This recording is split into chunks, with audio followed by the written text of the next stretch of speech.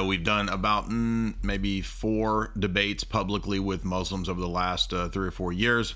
We've had a lot of interactions, a lot of discussion in Discord and in various formats. And so I have a decent idea of what the arguments are for Islam throughout these last few years. And so I'd like to sum up the top 5 reasons why I'm not a Muslim and give you the boiled down package. If you want a longer version of all of these topics, then we've done multiple live streams about all these topics. I'll list those down below. But the first reason, and they're not in any specific order because they all kind of relate to one another and they all hinge on one another because it's kind of an integrated worldview in my perspective in terms of what the biblical narrative is in terms of covenant theology from the Old to the New Testament, the consistency there and the fulfillment of prophecies and so forth. So the first reason that I don't find Islam convincing is its doctrine of Tawheed versus the doctrine of the Trinity. This has come up in multiple debates, and the main reason why this doesn't work for me as an argument is that if you know the Old Testament, we've covered in many cases the multiple references throughout the Old Testament to Father, to angel of the Lord, who is, in our view, the Logos, who is Christ, the second person, and also to the Holy Spirit. So we have throughout the Old Testament both a reference to the unity of God as well as to multiplicity in the sense of Father, Son, and Spirit. So the idea of the Trinity is not something invented by the New Testament writer. It's not invented by the Council of Nicaea. It's something rooted in the Old Testament, and it's referenced all throughout the New Testament text, including the Gospels, to give an account of in what sense there's unity in God and in what sense there's distinctions and in what sense the Son comes to do the role of salvation in time and space, that is to be incarnate. And in Unitarian theology of any flavor, we really have a God that is only relating to the world in terms of it's a sort of a slavish relationship. In other words, God is not first and foremost love because there's not a communication of love without a created order. And so to exercise the attribute of love, for example, requires creation. In the Trinitarian doctrine, there's a community of persons in the triad from all eternity who have an interchange and exchange of love. And so the exercising of certain attributes like love or divine providence are not contingent upon the creatures. It's not contingent upon the created order. But in any Unitarian conception, you're going to have this lack on the part of the deity who then, when he creates, now takes upon himself new actions and new attributes, which in most Unitarian descriptions of God requires him to undergo some kind of change. And that was the central point that I brought up in regard to divine simplicity from the Muslim point of view in the Azra-Rashid debate. And I don't think that that point was ever grasped. So in other words, multiplicity in God or predicates or different names of God is not something that's a unique problem or issue that Christian theology has to grapple with. In fact, ancient rabbinical theology of the Jews also grappled with this problem precisely in trying to understand who the theophanies were in the Old Testament, these different personas from the Father that are manifesting in time and space that are worshipped and called the Lord. For us, that's quite obviously, as Ezekiel says, one like the Son of Man. If you want to watch my video about the Trinity in the first 10 chapters of Ezekiel, it's right here below. And he notes that the glory of God was present in this form of God, in this Son of God, or one like the Son of Man. The same that one like a Son of Man that Daniel saw there in the fiery furnace. And so the angel of the Lord, given that title and that description of Yahweh, is a clear reference throughout the Old Testament in many, many instances. In the book of Genesis 49, where the angel of the Lord is called the Redeemer, Exodus 3 and 23. In these chapters, again, we have references to the angel of the Lord as distinct from the person of the Father.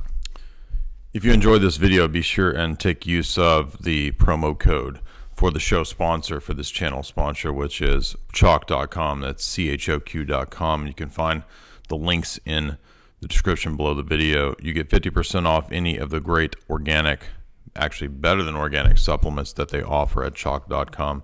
If you want to support my channel, the best way to do that is to head on over there and use that promo code J50, that's J50, to get 50% off. You can also use the recurring subscription of J53 Life, that's J53 LIFE, if you want to sign up for automatic recurring subscriptions on those excellent supplements.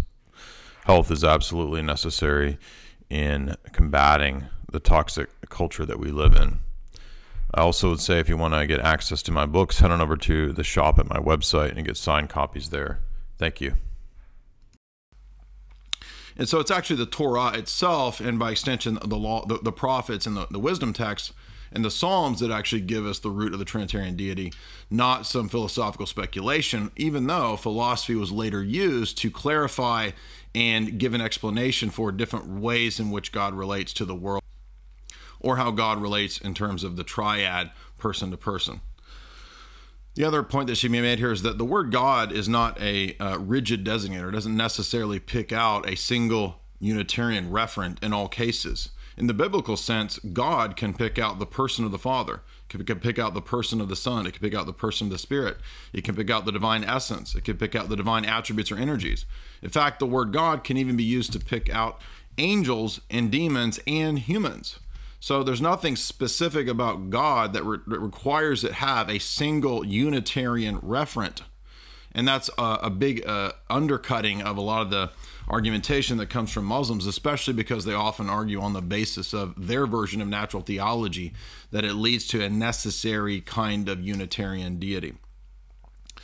But there's also a problem that they excuse themselves from, and in some of their commentaries in the Middle Ages, the Sunni commentaries, they even say, don't even ask this question because it's unlawful to ask, which is, well, if we critique the Christian on the basis of utilizing Father, Son, and Spirit and real distinctions, how do we escape that dilemma when we make distinctions in Allah in regard to the attributes and the attributes to the essence, and in regard to Allah's different actions or the comparisons of Allah to creatures? And this is another problem related to this issue, which is that Tanzi, the doctrine that Allah is nothing like creatures, conflicts with the claim and the usage throughout Islamic theology of analogical predication, which is to compare Allah to creatures. He's merciful. He's just. Well, what do those things mean? Well, we know what they mean because we know what justice is in the world. We know what it is to be merciful. And so we are analogically predicating of God things that, according to the Quran, bear no similarity at all to him. And so if that's the case, they don't tell us anything about him. And so all of the 99 names and the attributes would thus be undercut. And so again, how do you reconcile this unity with this multiplicity of names and escape the dilemma that they try to put us under when we speak of a multiplicity in terms of Father, Son, and Spirit? And so it's really a double standard. And the same goes on in terms of the deity of Christ, which is the next point, again, related to the Trinitarian position, which is that Christ throughout the Gospels, even if you try to pick out different areas that you think are corrupted texts, which is not actually an argument that the Quran uses, it's a later argument that they've adopted from higher critical scholarship, the Gospel refers to the deity of Christ all the time, especially the Gospel of John. And in regard to the deity of Christ, this is really what tells us that he is the Son of God, the second person of the Godhead. He has, according to John, all of the powers and prerogatives and attributes that the Father has because he shares the Father's nature. And so if Jesus is a prophet, then he is clearly contradicting the Unitarian theology of Islam. And so he can't be a true prophet, because remember, a true prophet, according to Deuteronomy 13 and Deuteronomy 18, two chapters that tell us the criteria for who is a true prophet, notes that it's not just whether he does signs and wonders and predicts the future. Even if he does those things, Deuteronomy 13 says, he cannot teach a different theology. So if he departs from the theology that's in the Torah or in the law, the prophets in general, or the writings, then he's departed from the previous revelation. And this is really one of the strongest arguments for me, which is the second point. The first was the Trinity and the deity of Christ. And I've done longer talks on that, going through the totality of the scriptures for both the Trinity and the deity of Christ below. If you want those, I'll have them linked. But the next argument would be the issue of the fact that the Torah has a revelation about who the Messiah will be, and it came first, right? It came before the Gospels, and it came before the Quran. And so it states in Deuteronomy 13 and Deuteronomy 18 that any coming prophet has to be in continuity with the previous revelation. Now, the previous revelation, when we speak of the Torah, the first 5 books of Moses, it includes extensive chapters that deal with the temple, the liturgical worship, the altar, the sacrifice, the priesthood, and all of this imagery, iconography that goes into the temple. And this is really gone and completely forgotten and basically given no significance or credence in Islam. And yet in significant chunks, entire books of Leviticus, entire books almost like Numbers, or even gigantic portions of Exodus deal with this liturgical practice of worship, temple worship, iconography, and all of that. And we are told that that is given by God. In fact, the Quran itself says twice that the Torah was given by God. Now, the Torah includes all of these statements that this liturgical worship, in fact, to be clear, it's in Surah 3:1, and it's in Surah 10:35, that the gospel and the Torah and the prophets are given by God. And so whoever said this was just completely ignorant of what was actually in those texts. And so what's actually in those texts is that you have to have an eternal priesthood, an eternal sacrifice, eternal liturgical worship, which is what Exodus says Moses received from heaven, the types of the things in heaven Moses put into practice on earth. We believe that Christ, as the new Moses, when he fulfilled the animal sacrifices and the ceremonial aspects of the Old Testament law, he didn't get rid of everything sacrificial and ceremonial. In fact, the apostles established a liturgical worship pattern on the temple and the synagogue service. And for us as Orthodox, that includes icons, iconography, just like in the temple, Solomon's temple.